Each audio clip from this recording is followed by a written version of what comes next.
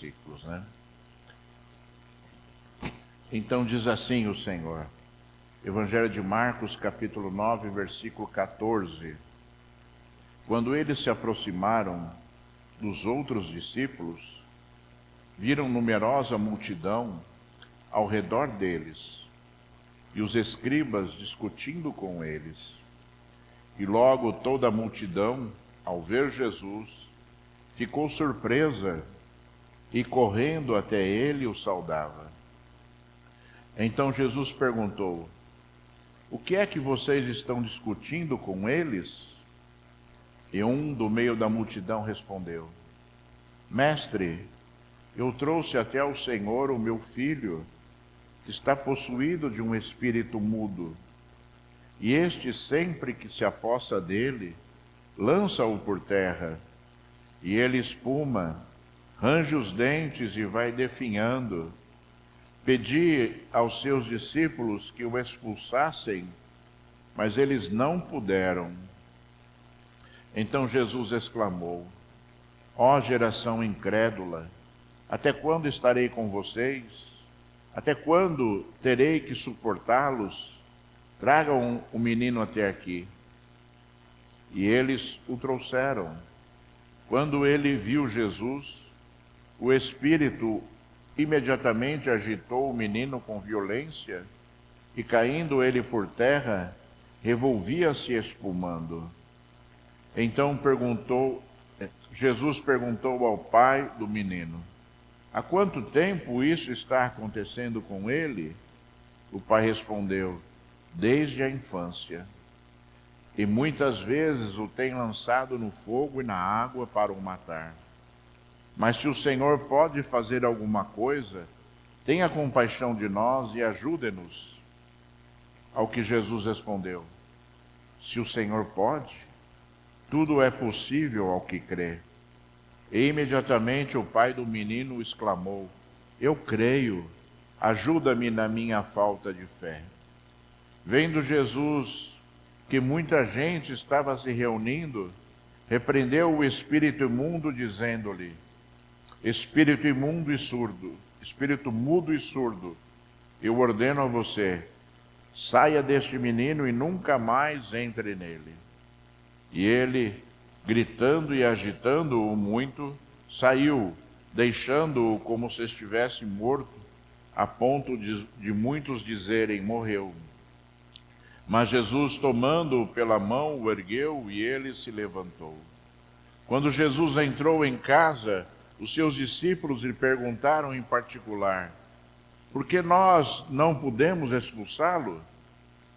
Jesus respondeu: esse tipo de espírito só pode ser expulso por meio de oração. Aleluia, graças a Deus.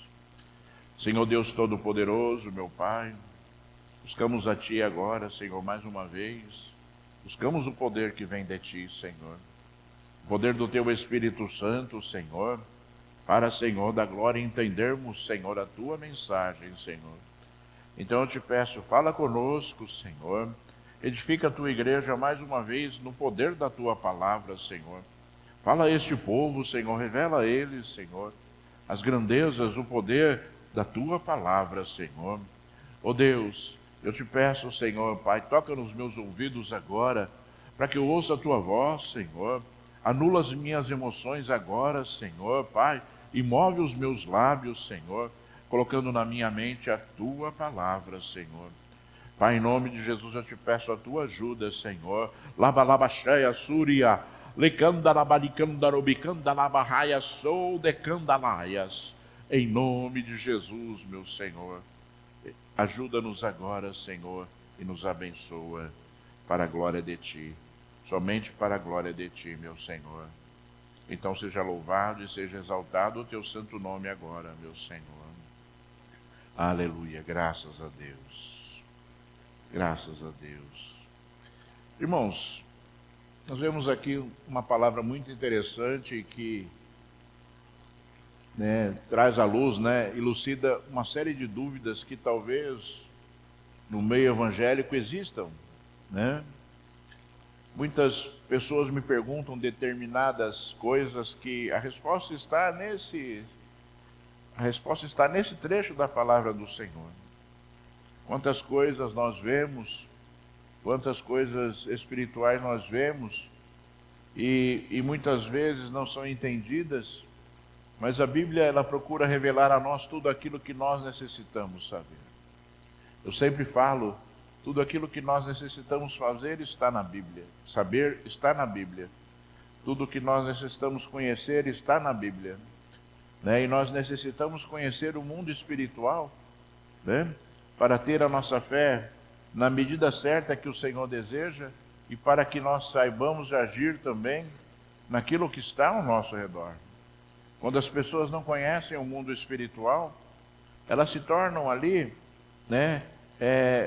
pessoas que são alvos muito fáceis para serem atacadas e para serem ali, influenciadas pela falta de sabedoria e conhecimento, Mas nós vemos aqui, irmãos, Jesus se encontrando com um homem que estava no meio de uma multidão e eles estavam discutindo ali, com os escribas, com as pessoas que estavam na multidão. Os escribas eram aquelas pessoas que multiplicavam os pergaminhos, pegavam e copiavam um pergaminho para o outro, e para o outro, para o outro, para que houvesse ali uma multiplicação da palavra de Deus que já existia naquele tempo. O Velho Testamento já existia naquele tempo, na época de Jesus, e os escribas eram homens sábios, eram homens que conheciam a palavra porque cuidavam ali da multiplicação desses pergaminhos, E nós vemos aqui que eles discutiam ali algo, e Jesus perguntou: o que vocês estão discutindo? E o pai do menino disse: olha, eu trouxe aqui o meu filho para que seus discípulos expulsassem um demônio que está nele, um demônio mudo, e eles não conseguiram expulsar. E é interessante porque em determinado momento dessa passagem, Jesus perguntou a esse homem, desde quando esse menino tem essa possessão demoníaca?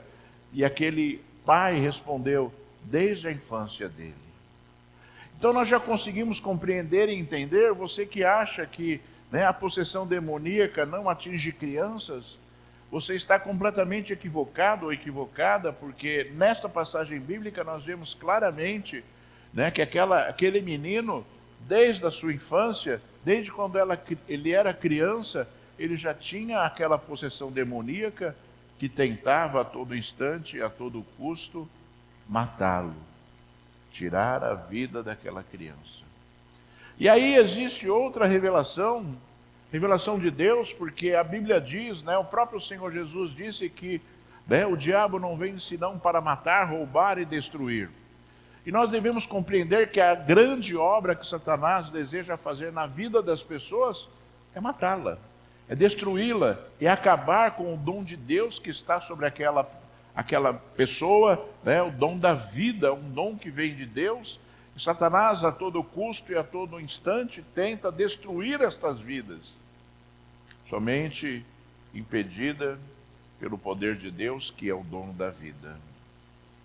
Então, se você acha que as coisas que estão ao seu redor, elas são coisas assim, compreendidas pela inocência, pela suposta inocência de determinada pessoa ou de uma criança, você está completamente enganado, porque existem princípios bíblicos que regem todas as nossas vidas, e toda a influência satânica, ela pode acontecer sim em uma criança.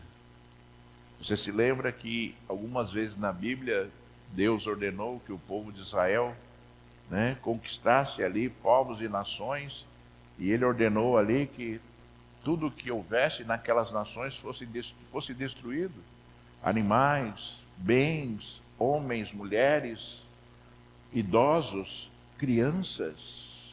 Nada poderia escapar, porque a maldição que estava sobre aquela região, sobre aquele povo, sobre aquela nação, era terrível, e não haveria ali forma de que aquilo fosse anulado, a não ser que houvesse a completa destruição.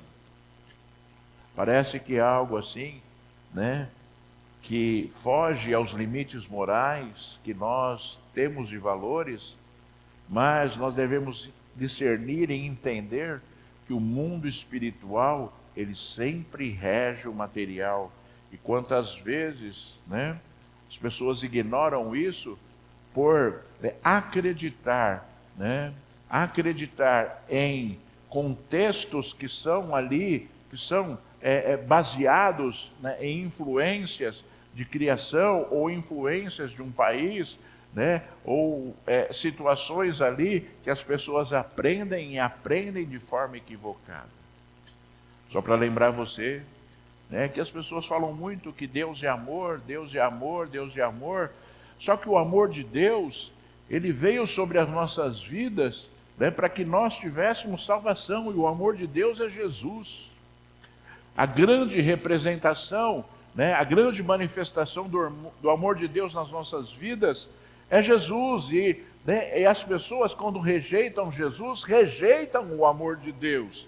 E não podemos esquecer, né, que Deus também é a justiça, que Deus, né, que Jesus, quando falou assim, aqueles que me amam, seguem os meus mandamentos, disse claramente que as pessoas que não seguem a Ele, não o amam. Só que as pessoas, elas costumam ignorar ali os princípios bíblicos, né, para viverem uma vida de ilusões, acreditando que Deus aceita qualquer coisa e qualquer coisa e qualquer coisa por conta do seu amor, por conta do seu sentimento maravilhoso estabelecido sobre as nossas vidas. Só que nós devemos entender e compreender que a santidade de Deus impede que Ele minta, a santidade de Deus impede que Ele não cumpra a palavra dEle. Deus tem que cumprir a palavra dEle por conta da santidade dEle, por conta da verdade que está sobre Ele. A própria palavra de Deus diz que Deus é o Deus da verdade, que o Espírito Santo é o Espírito da verdade, que Jesus é o caminho, a verdade e a vida. Nele está a verdade, na palavra de Deus está a verdade, na revelação de Deus está a verdade. E as pessoas, quando ignoram isso, para viverem ilusões e para viverem ali situações que elas mesmo criam, para que haja uma vida confortável espiritualmente, essas pessoas, na verdade, estão sendo cegas. E a Bíblia diz que um cego levando outro cego, todos cairão no abismo. Então, irmãos, você não se surpreenda com determinadas revelações, muito pelo contrário, você aprenda com essas revelações. Você, né, compreenda essas revelações para que você possa o quê? Né, viver uma vida de discernimento espiritual, para que você não seja enganado por aquilo que está ao seu redor, por aquilo que está sobre as nossas vidas, né? Portanto, nós devemos sim compreender e entender a palavra de Deus, para que nós não sejamos enganados, para que nós não sejamos ali corrompidos por aquilo que Satanás tanto, né, tenta influenciar as pessoas. O próprio Senhor Deus disse através do profeta Oséias, né? O meu povo está sendo destruído porque lhe falta conhecimento de Deus. Quando falta conhecimento, né, as pessoas são alvos fáceis para a destruição, porque são enganadas. São levadas por um caminho que não é o caminho que Deus deseja. Quando nós conhecemos as revelações maravilhosas de Deus, nós não erramos, nós andamos pelo caminho que Deus deseja que nós andemos, né? E é interessante também, irmãos, porque quando aquele homem falou para Jesus, Jesus, eu trouxe o meu filho aqui para os seus discípulos expulsarem o demônio que está nele, e eles não puderam. E eles não puderam. E aí, irmãos amados, qual foi a resposta que Jesus, quando o homem falou aquilo para Jesus, Jesus falou assim, ó geração incrédula, até quando estarei com vocês? Até quando terei que suportá-los? Tragam o menino aqui. Então nós já devemos aqui compreender e entender, irmãos, duas coisas que Jesus confirmou depois ainda, nesses versículos, que a falta de fé é terrível em relação aos olhos de Deus. Quando Jesus, ele disse, até quando estarei com vocês? Ele estava dizendo ali que aquela situação era insuportável para ele. Até quando terei que suportá-los? Dizendo para os discípulos dele, dizendo a respeito dos discípulos dele, aqueles que andavam junto com ele, aqueles que ouviam a voz dele naquele instante, né? Aqueles que vivenciavam as coisas que são de Deus. Então, irmãos, nós devemos olhar para esta palavra e entender que nós temos que tratar, sim, a nossa vida espiritual para que nós tenhamos fé. Porque Deus abomina aquele que não tem fé. Deus abomina aquele que não acredita. Deus não suporta aquele que não acredita nele. Parece incrível, né? Parece que, né, aquilo que Jesus falou aqui não tem sentido nenhum para nós, mas na verdade é um grande ensino para as nossas vidas. Então você tem que tratar a sua vida espiritual. Então você tem, né, que alicerçar a sua vida espiritual na palavra de Deus, porque a Bíblia diz que a fé vem por ouvir a palavra de Deus. Quanto mais nós, né, ouvimos a palavra, quanto mais nós lemos a palavra, quanto mais nós usamos a palavra, mais fé nós temos. Sabe por quê? Porque você vai ver tudo aquilo que Deus falou acontecendo. Pode acreditar, irmãos. Quando você medita na palavra, quando você conhece a palavra, tudo aquilo que Deus falou, você vai ver acontecendo, e você vai ser movido por esta palavra, e quando você é movido por esta palavra, você expressa a sua fé. Quando você é movido pela palavra, você diz para Deus que você acredita tanto que você é guiado por ela. Né? Você é guiado por aquilo que Ele nos deixou. Você é guiado, né, por aquilo que Ele falou. Né? A própria palavra de Deus diz que a fé sem obras é morta. Né? Que a fé sem obras ela não existe. Quando nós não, né, agimos segundo a nossa fé, né, a nossa fé não existe. A nossa fé ela é nula, porque qual é aquele que acredita e não faz? Qual é aquele que acredita, né, e deixa de fazer, né, sendo que ele está acreditando naquilo? Eu acredito que se eu fizer isso daqui, vai acontecer aquilo. Só que a pessoa fala assim, embora eu acredite, eu não vou fazer. É algo meio louco. É algo, sabe, né, que chega a ser loucura. Você dizer que você acredita na palavra e você não ser guiado e não cumprir aquilo que você diz que acredita. Aí eu acredito na palavra de Deus. Se você acredita, você segue. Eu sempre falo assim, né? As pessoas, elas se dizem cristãs. O Brasil é o maior país cristão do mundo, onde as pessoas se dizem cristãs. Mas cristão, irmãos, ser cristão não é aquele que acredita em Jesus, é aquele que segue Jesus. Eu não posso dizer que eu sou cristão se eu não sou seguidor de Jesus. Eu sou cristão porque eu sigo Jesus. Eu sou cristão, né, porque os ensinos dele balizam a minha vida. Né? Aí sim eu posso dizer que eu sou cristão. Né? Existe uma grande diferença. E as pessoas já começam a se enganar por isso. As pessoas estão sendo iludidas, enganadas, né? E estão ali, né, não compreendendo e entendendo que isso está acontecendo. Não é possível nós não termos maturidade espiritual vivenciando as coisas que são de Deus neste mundo. Nós temos que ter maturidade espiritual, né, quando nós vivemos as coisas que são de Deus neste mundo. Você, né, frequenta uma igreja, a igreja te alimenta, a igreja, né, ela te ensina, a igreja, né, ela ministra as coisas que são de Deus determinadas na Bíblia. E é impossível aquele que frequenta uma igreja não viver, né, determinadas coisas que Deus deseja que aconteçam.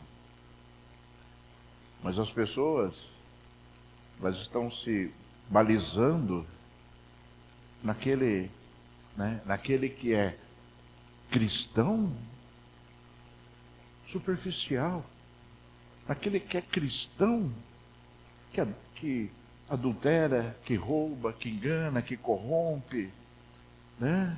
Que é safado, que engana, que prejudica o outro, que fala palavrão, que deseja o mal para o outro, que não tem nada a ver com Cristo.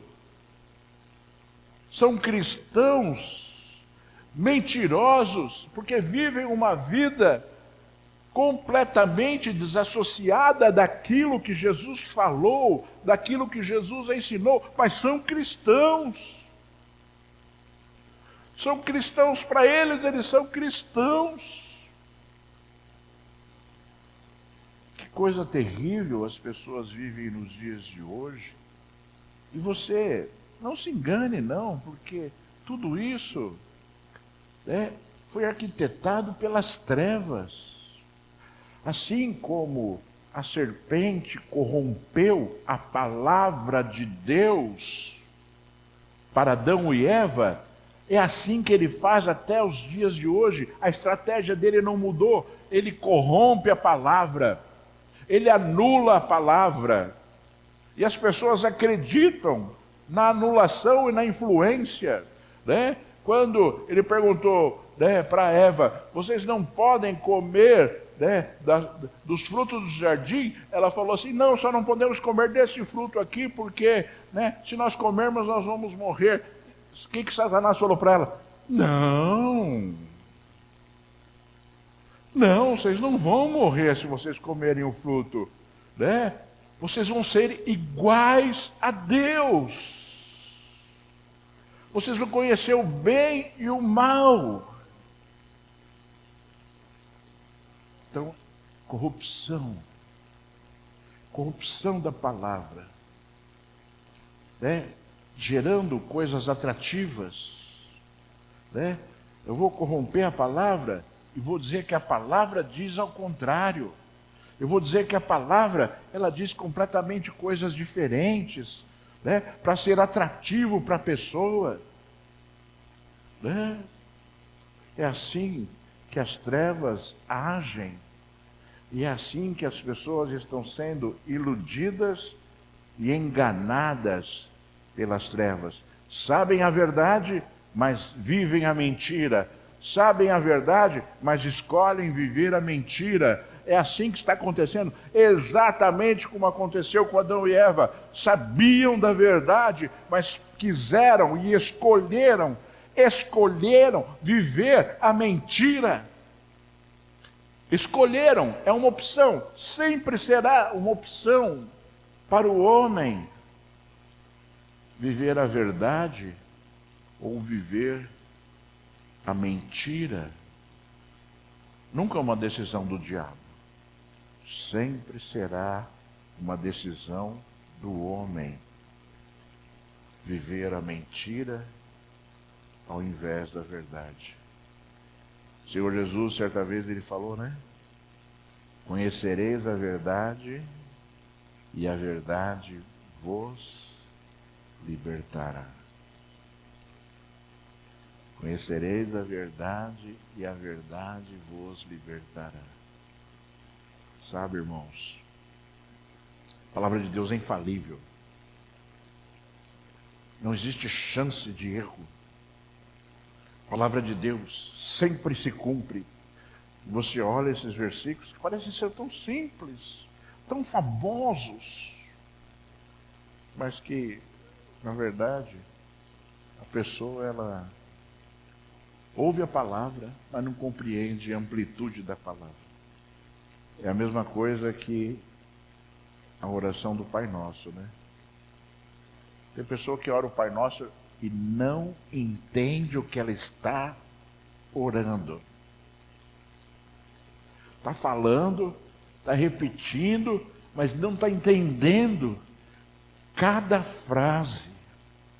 Não está entendendo por que Jesus falou que é uma oração perfeita. Ela não compreende, virou reza, né? Fala, mas não sente, não entende, não ministra aquilo que está falando, porque a verdadeira oração, ela deve ser uma ministração, né? A oração é colocar a nossa voz no ouvido de Deus. Esta é a oração. E como você vai falar para Deus aquilo, né, que você nem sabe o que você está falando? Então são coisas, irmãos, inadmissíveis que acontecem todos os dias, que acontecem a todo instante no meio cristão. Por isso, sabe, por isso nós temos que ser diferentes, não porque nós somos melhores, mas porque é o desejo de Deus. Nós não podemos ser iguais, não podemos ser iguais àquilo que nós vemos por aí, nós temos que ser, nosso padrão é a Bíblia, né? Quando Jesus falou, eu vou falar de novo, geração incrédula, até quando estarei com vocês? Você imagina Jesus falando isso para alguém hoje? E ele deve estar falando isso para um monte de gente, né?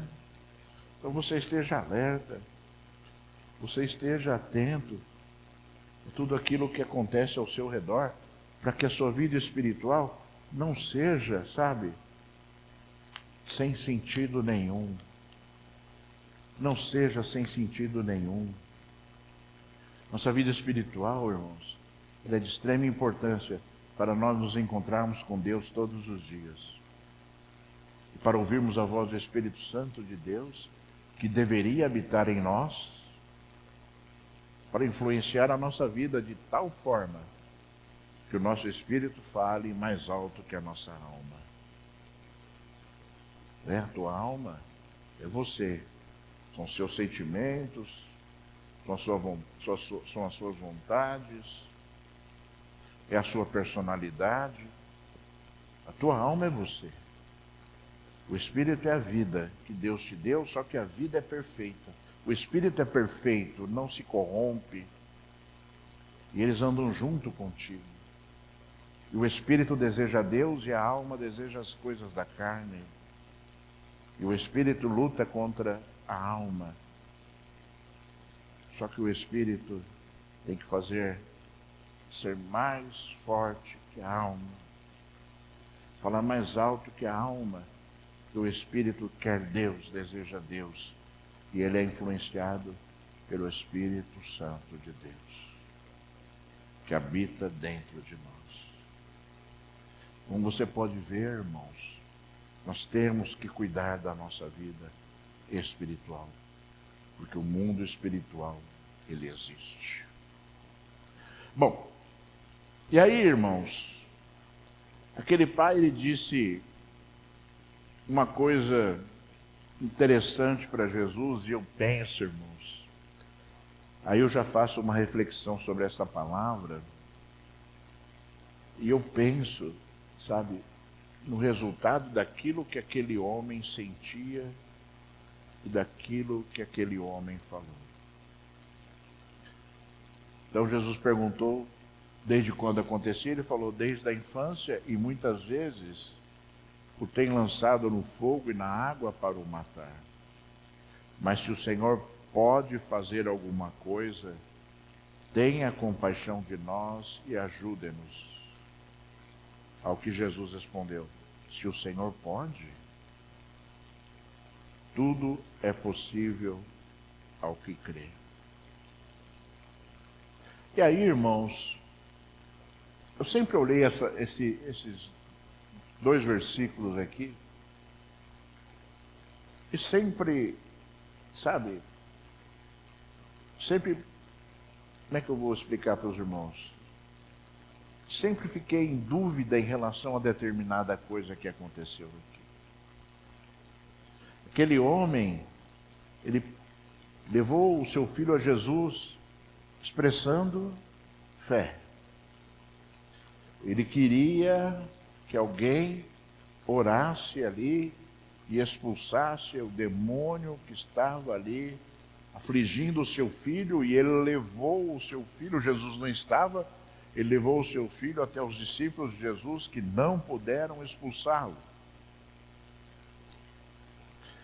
E aí eu acho, irmãos, assim, e aí eu começo a pensar e refletir, de como a fé daquele homem foi abalada quando aqueles discípulos não puderam expulsar o demônio do seu filho.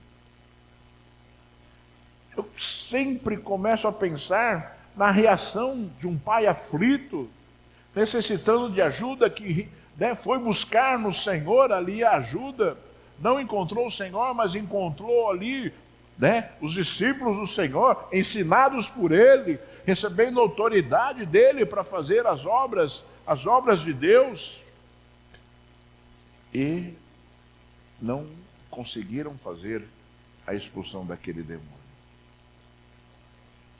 Então nós podemos compreender e entender, talvez, ali, aquilo que aquele homem falou: mas se o Senhor pode fazer alguma coisa,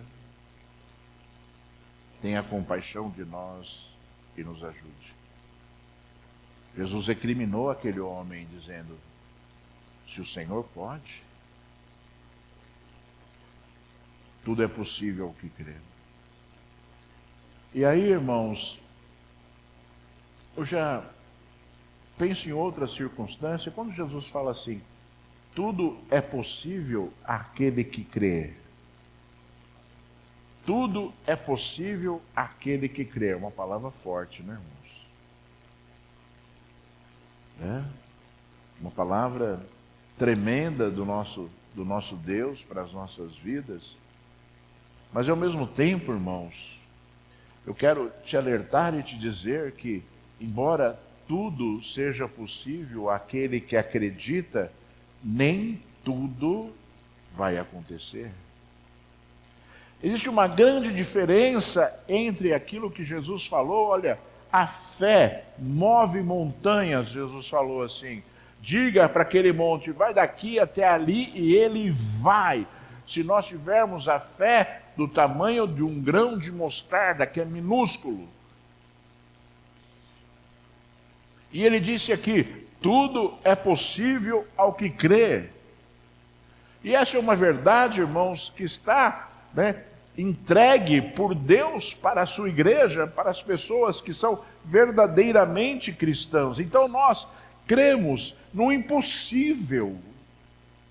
Nós cremos que tudo pode acontecer independentemente da naturalidade das coisas. Não é porque não é porque a ciência diz que não acontece, não é porque a naturalidade das coisas diz que não acontece, que elas não vão acontecer. Nós cremos no impossível. Nós cremos que Deus pode fazer qualquer coisa. Nós temos essa fé, e é um princípio, irmãos. Se você não acreditar que qualquer coisa pode acontecer, você não tem fé. Não é verdade? Porque Deus é o Deus do impossível. Porque Deus é aquele que opera sinais e maravilhas e milagres, que Deus, não existem barreiras naturais para que Deus possa operar. Então aquele questionamento daquele homem, talvez já influenciado pela atuação dos discípulos de Jesus, Era algo que não pode acontecer nas nossas vidas, independentemente das circunstâncias. Tudo pode acontecer. Tudo pode acontecer. Né? Você deve se lembrar de diversos milagres na Bíblia, e talvez assim, né? Um milagre, irmãos, é difícil da gente potencializar, né? Tipo assim, né? Qual é um milagre maior que o outro? Né? Ressuscitar um morto é um grande milagre, não é? Mas não necessariamente é o maior milagre, porque o milagre é aquilo que acontece quando as coisas são impossíveis de acontecer e acontecem. Então, são todas grandes coisas, né, irmãos? São grandes coisas que nós vemos, e o impossível de Deus, né, quando acontecem, né, são sempre coisas grandes. Não existe um milagre pequeno. Não existe um milagre pequeno, porque o milagre é uma ação, né, de algo que era impossível de acontecer.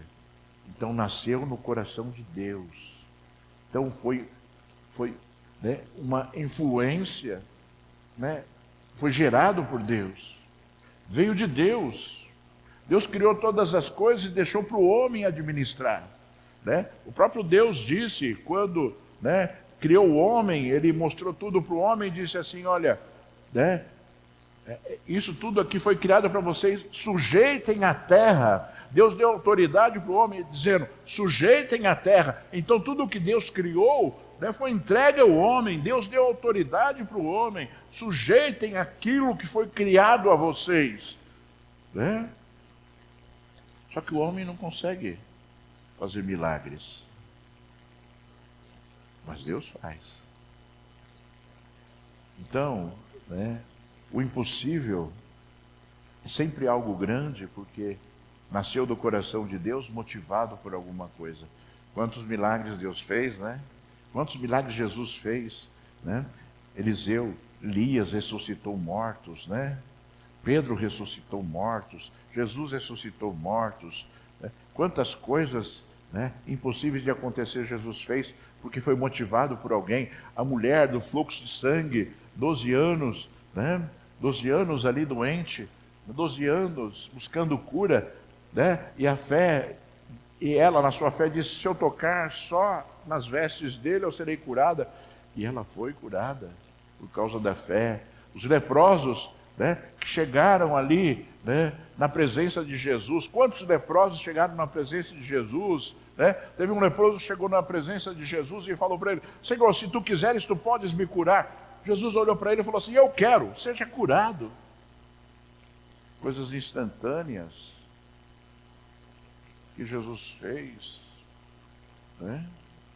E que, né, fazem parte, né, do poder de Deus e que não morreu. Tudo ainda, né, Jesus está vivo, Deus está vivo. Tudo aquilo que ele fez, ele continua fazendo, e ele pode fazer segundo a vontade dele. Então, tudo é possível que crer, mas como eu disse para vocês, irmãos, não é porque Deus, ele é o Deus do impossível, né, que todas as coisas que a gente acha que devam acontecer de forma impossível vão acontecer. Porque o milagre passa sempre pelo coração de Deus. Deus é que decide. Deus é que decide quando um milagre deve acontecer, e não existe coisas que Deus não possa fazer. Por isso nós cremos e buscamos. Por isso que nós olhamos para Deus assim, né? Olhamos para Deus e falamos assim, Senhor, faz, Senhor. Né? Faz, Senhor. Se nós conseguirmos convencer o coração de Deus, Ele faz. Ele faz. E eu penso, irmãos, sabe? Depois que Jesus falou, tudo é possível que ao que crê, imediatamente o pai do menino exclamou: eu creio, ajude-me na minha falta de fé. Eu penso que aquele pai, sabe, já estava tão desgastado, né, com a situação do seu filho desde criança acontecendo aquilo, pois buscou ajuda, não encontrou. Ele estava já ali cansado, eu penso. E é uma situação, sabe, irmãos, que pode acontecer conosco. É uma situação que pode acontecer com cada um de nós, e nós buscarmos ajuda aqui, ajuda ali, né, e não conseguirmos. Mas eu gostaria de dizer para você que essa não é uma atitude que agrada a Deus. Embora aquele homem estivesse vivendo aquilo, né, ele foi recriminado pelo Senhor. Nós devemos continuar buscando e buscando e buscando e buscando, cansado mesmo. Sabe? Nós não esmorecemos a nossa fé, nós nos cansamos, mas nós não esmorecemos a nossa fé e continuamos buscando. E eu quero te lembrar aquela passagem bíblica, a parábola que Jesus deixou, escrita para nós a respeito do juiz iníquo, que existia uma mulher que ficava na porta do juiz, batendo na porta dele todos os dias, dizendo: faça justiça à minha causa, seu juiz, faça justiça à minha causa. E todo dia ela ia na porta dele lá, incomodava o juiz, incomodava o juiz, incomodava o juiz. E Jesus falou assim, né, esse homem vai fazer por causa do incômodo que essa mulher faz a ele, né, dizendo até, né, deixa eu fazer logo, se eu julgar logo a causa dessa mulher, assim ela vai sair da minha porta. E o Senhor Jesus falou assim, esse homem era iníquo. Imagina Deus, quando nós buscamos e insistimos na presença dEle, e insistimos buscando e buscando e buscando e buscando. Eu sempre falo assim, que a nossa oração só para, que a nossa busca, né, uma oração de busca, só para quando você ouvir Deus falar assim, eu vou fazer.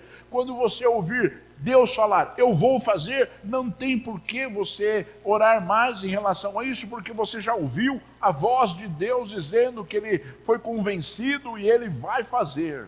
Mas enquanto você não ouvir a voz de Deus, né, falando que vai fazer ou não acontecer, continue clamando. Continue clamando. Continue buscando. Continue buscando. Porque o nosso Deus é convencido, muitas vezes, pela nossa insistência, né? Lembra do cego de Jericó? Jesus passou pelo cego, foi embora, e ele começou a gritar, Jesus, filho de Davi, tem misericórdia de mim. Jesus, filho de Davi, tem misericórdia de mim. Jesus foi embora.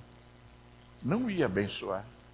Ele não ia fazer. Jesus passou por ele, ele gritava e Jesus estava indo embora. Né? E falaram para ele assim, cala sua boca, ele não vai te ouvir, ele já foi embora. E quando ele ouviu isso, ele começou a gritar mais alto. Jesus, filho de Davi, tem misericórdia de mim. Mais alto e mais alto e mais alto. E Jesus parou. Falou, chamem ele aqui. Temos que aprender com a Bíblia. Temos que aprender com as palavras, com os ensinos. Temos que aprender. Porque foi para isso que Deus deixou escrito nosso manual de vida, que é a Bíblia. E olha só, irmãos, quando aquele homem, ele disse, eu creio, ajuda-me na minha falta de fé, olha só o que a Bíblia diz. Vendo Jesus que muita gente estava se reunindo, repreendeu o espírito imundo, dizendo-lhe, espírito mudo e surdo, eu ordeno a você, saia deste menino e nunca mais entre nele. Talvez, irmãos, está ouvindo essa palavra? Talvez talvez, irmãos, Jesus não fosse expulsar aquele demônio. Porque quando a Bíblia diz, vendo Jesus que muita gente estava se reunindo, aparentemente, né, irmãos? Aparentemente, a motivação de Jesus foi que as pessoas estavam todas ali esperando algo. Talvez a fé daquele homem não fosse suficiente para motivar Jesus. E talvez a motivação do Senhor tenha sido outra. Olha só como são as coisas, irmãos. Como as pessoas, às vezes, elas são capazes e incapazes de motivar Deus a abençoar. De motivar um milagre. De motivar uma situação. E você ouviu aqui, né? O demônio gritando e agitando o menino saiu, deixando o menino livre, como se estivesse morto, e Jesus o levantou. Existe possessão demoníaca. Muitas pessoas não acreditam. Para vocês terem uma ideia, irmãos, hoje a igreja, ela está tão deteriorada, a igreja de Cristo, né?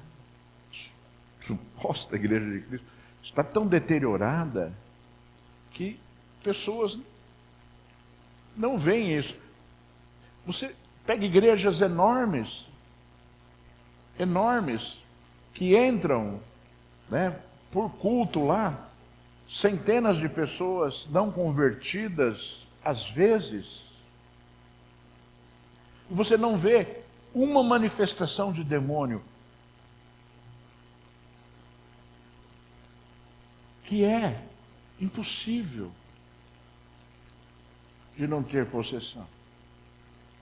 Em centenas de pessoas não convertidas que entram num lugar supostamente ungido, para ouvir supostamente uma palavra ungida, para ouvir louvores ungidos, que deveriam ser ungidos, e não acontece nada. Não acontece nada, irmãos. Não acontece nada. E aí a igreja vive o quê? De sonhos e ilusões. Né? Sem experiências de uma realidade que está no nosso dia a dia. Né? São situações que infelizmente acontecem hoje em dia. Infelizmente, que as pessoas, sabe, não se dão conta de que isso tudo está acontecendo. Uma vez eu vi o testemunho de um ex-satanista, e uma coisa que ele disse assim, que me chamou muita atenção, foi que eles iam nas igrejas para infernizar. Então eles entravam nas igrejas, sentavam nos últimos bancos. E ele disse assim que determinadas igrejas era terrível para eles ficarem. Em outras igrejas eles cantavam louvor. Em outras igrejas, para eles não era nada. Faziam tudo. Como se ali fosse qualquer outro lugar, ou seja, não tinha unção necessária para que houvesse um incômodo do mundo espiritual, das trevas. Né? E faça uma reflexão, irmãos. Faça uma análise em relação a isso, sabe? Comece, sabe? As pessoas às vezes olham tantas coisas para se motivarem a ir num lugar e se esquecem daquilo que é importante, que é a presença de Deus, que é a manifestação de Deus. Se esquecem disso. e olham a beleza, a riqueza, sabe, o conforto. Olham tantas coisas e tantas coisas. Não que a gente não deva olhar tudo isso, mas tem que existir um filtro para a gente falar assim, né? Algo está errado. E não é a riqueza, a beleza, algo está errado. Que é a falta da manifestação da presença de Deus. Né? Então, que você tenha esse discernimento, né? Mas, irmãos amados, ainda assim, existe algo tremendo nessa palavra, né? No versículo 28, quando Jesus entrou em casa, os seus discípulos lhe perguntaram em particular, por que nós não podemos expulsar? Chamou a atenção dos discípulos. Eu creio que eles se frustraram também. Talvez não tivessem se frustrado, né, em expulsar e não sair, mas se sentiram frustrados, eu penso, porque Jesus fez. Né? Jesus fez. E aí Jesus respondeu. Esse tipo de espírito só pode ser expulso por meio de oração. Talvez na sua Bíblia tenha ainda escrito oração e jejum. Né? Algumas versões têm jejum entre colchetes, né? Outras não têm o jejum entre colchetes. Né? Essa versão que eu tenho usado essa versão que é mais fácil de entender para as pessoas. Eu gosto muito das versões antigas, né? Mais tradicionais, mas eu uso essa versão, é a versão nova ao meio da atualizada, que é mais fácil de entender. E nessa versão, como em outras versões mais atualizadas, não tem jejum. Por que que não tem jejum? Porque a Bíblia, irmãos, a Bíblia, ela foi escrita baseada em pergaminhos, né? Os rolos, né? Jesus leu o livro de Isaías numa sinagoga, abrindo o rolo do livro de Isaías. E desses pergaminhos surgiram os códices, ou os codex. Códice é plural de codex. E aí já eram livros. Então as pessoas pegavam os pergaminhos e começaram a escrever livros. Então toda a Bíblia ela é escrita baseada em codex, livros que foram encontrados, foram compilados, né? E foram traduzidos para o latim, para o grego, né? E depois para as línguas originais. E a maioria desses códices não tem jejum. A maioria desses livros encontrados não tem jejum. E a justificativa é que alguém deve ter incluído ali para dar mais força à palavra, que é um erro. Então eu considero, irmãos, que a palavra diz oração. E por que eu considero isso, irmãos? Porque eu acho? Não, irmãos.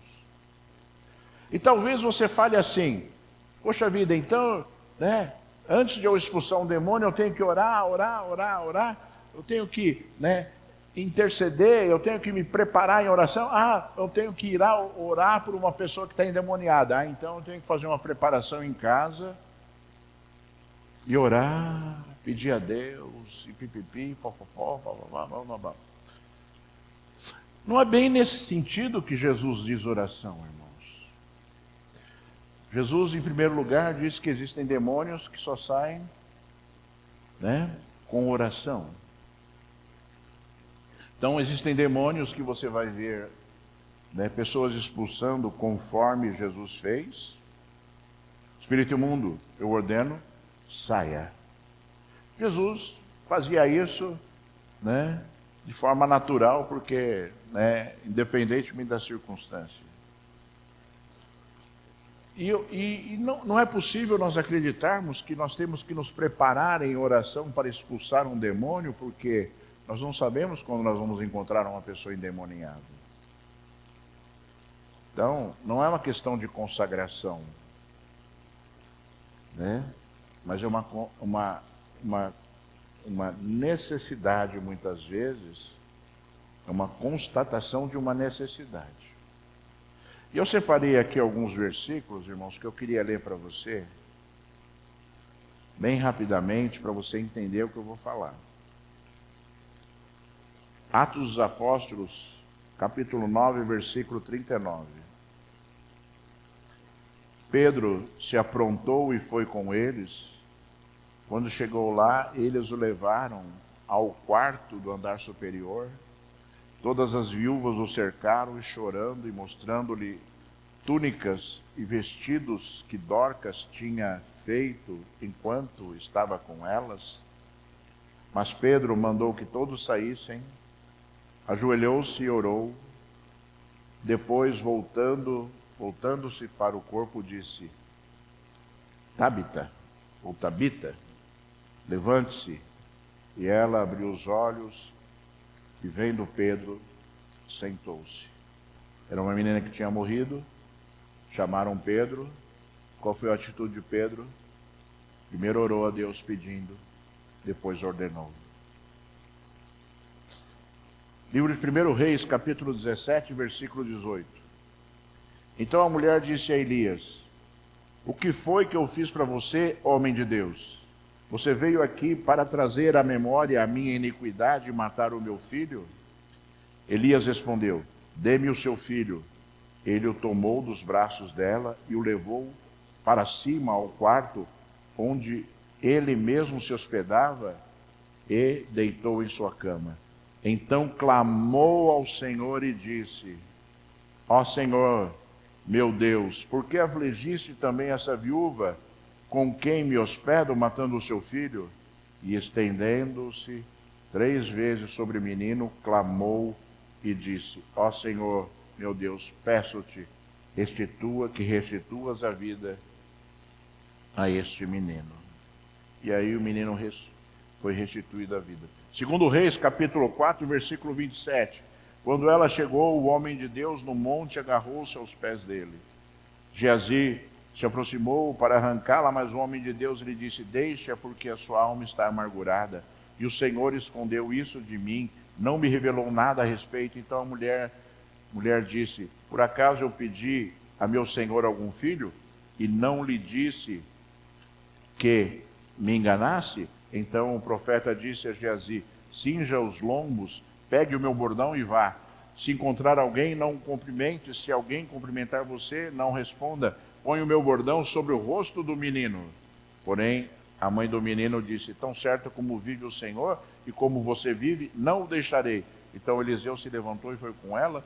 Geazi foi adiante deles, pôs o bordão no rosto do menino, porém não houve nele voz nem sinal de vida. Então voltou-se para encontrar-se com Eliseu e lhe disse: O menino não acordou. Quando o profeta chegou na casa, eis que o menino estava morto sobre a cama. Então ele entrou, fechou a porta e orou ao Senhor. Subiu à cama, deitou-se sobre o menino, pôs a boca sobre a boca dele, os olhos sobre os olhos dele e as mãos sobre as mãos dele, se estendeu sobre ele e o corpo do menino aqueceu. Eliseu se levantou e andou pelo quarto de um lado para o outro, tornou a subir, estendeu sobre o menino, espirrou 7 vezes, abriu os olhos e aí o menino ressuscitou. Como você pode ver, irmãos, Jesus, ele chegava assim e falava assim: seja curado. Jesus expulsou demônios, ordenou: saia. E Jesus falou assim: olha, tem demônios que só saem com oração. E qual é a oração? Senhor Deus, liberta este homem. Senhor Deus, dá providência a este homem. Senhor Deus, ajuda este homem. E depois você pode ordenar.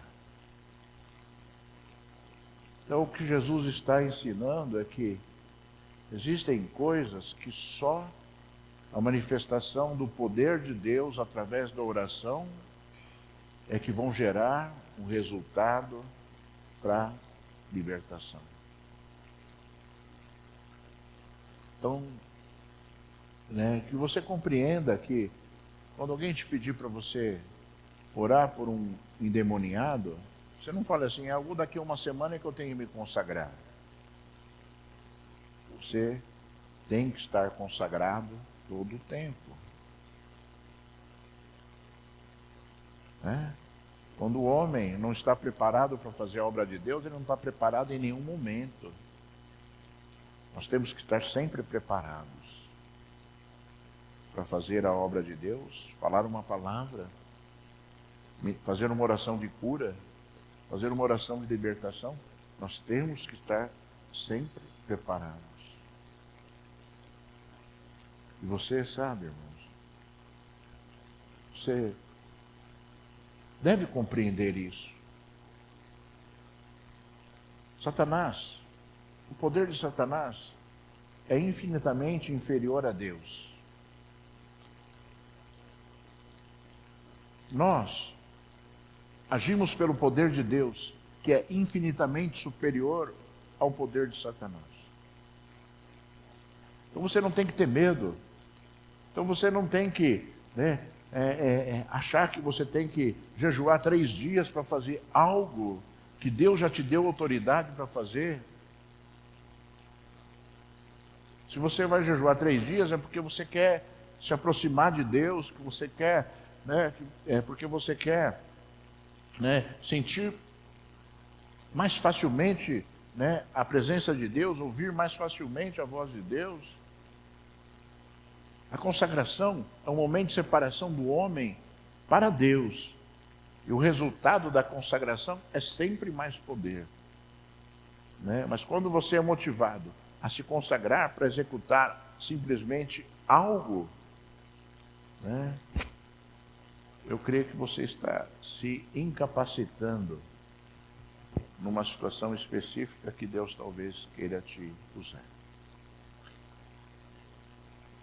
Eu gostaria que você pegasse essa ministração hoje e você a considerasse como algo muito importante para que você possa, agir, para que você possa agir em situações que rodeiam a sua vida.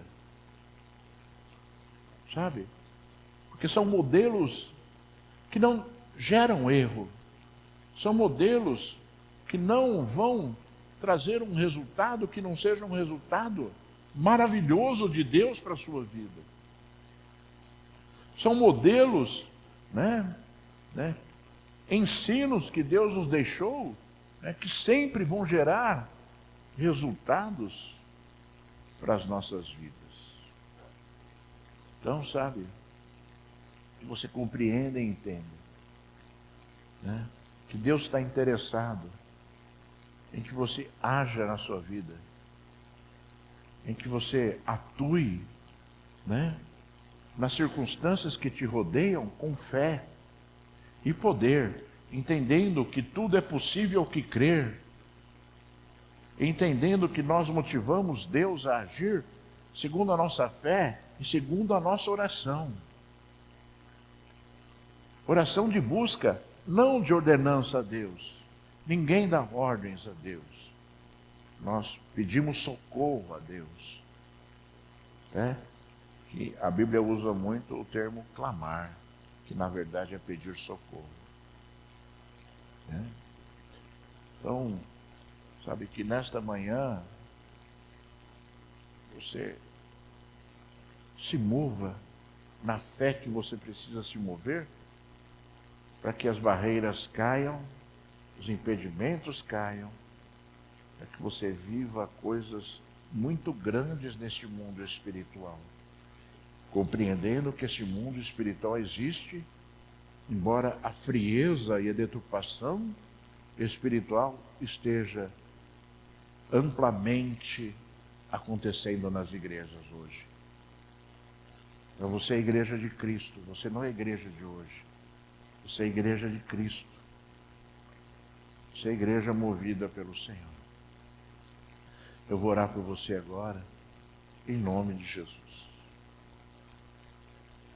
Eu vou clamar ao Senhor agora, que este óleo precioso que o Senhor quer derramar sobre a sua vida hoje, venha quebrar verdadeiramente as barreiras e as incredulidades que muitas vezes acontecem nas pessoas.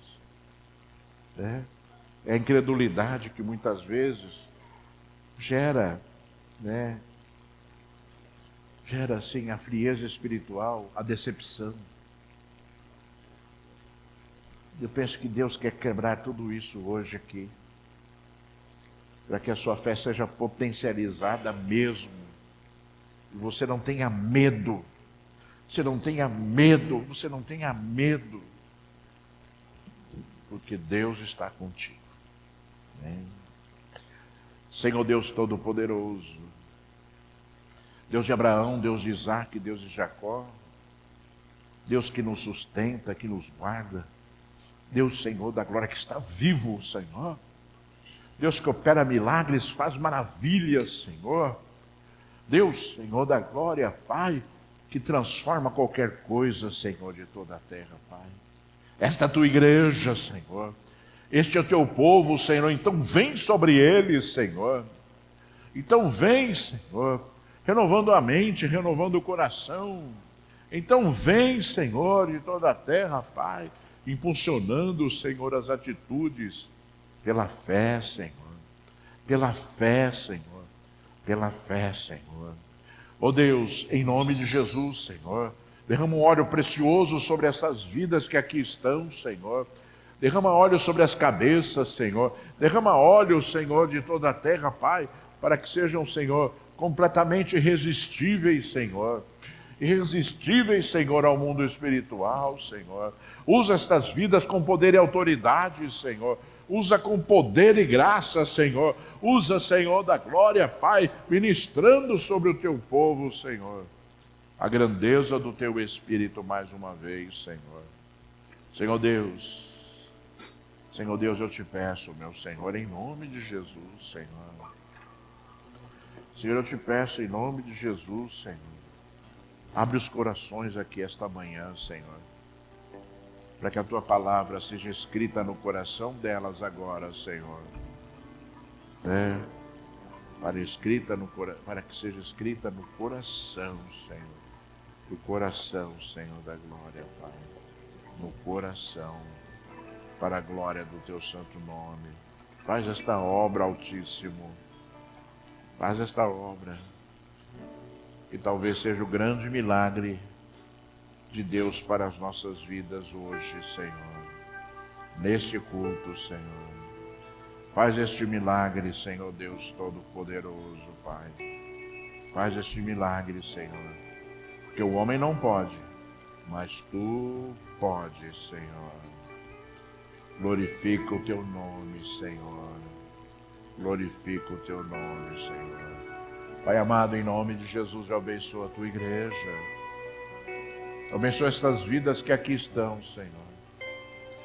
Eu abençoo, Senhor da glória, Pai.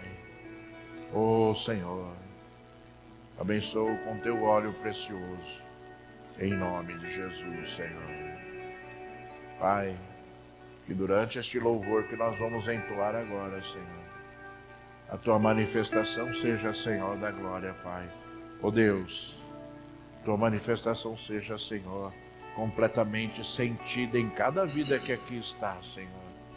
Senhor, abre agora, Senhor. Abre agora, meu Deus e Senhor, abre agora os olhos espirituais do teu povo, que vejam a ti, que vejam os teus anjos, Senhor, que vejam, Senhor, o teu poder nesse lugar, Senhor, que vejam, Senhor da glória, Pai, oh Deus, aquele que tem escrito nas suas costas e nas suas coxas, Rei dos reis e Senhor dos senhores, Pai, que vejam a ti agora, Senhor, que vejam a ti agora, Altíssimo Deus, em nome de Jesus, meu Senhor. Faz esta obra, Altíssimo Rei, em nome de Jesus. Aleluia.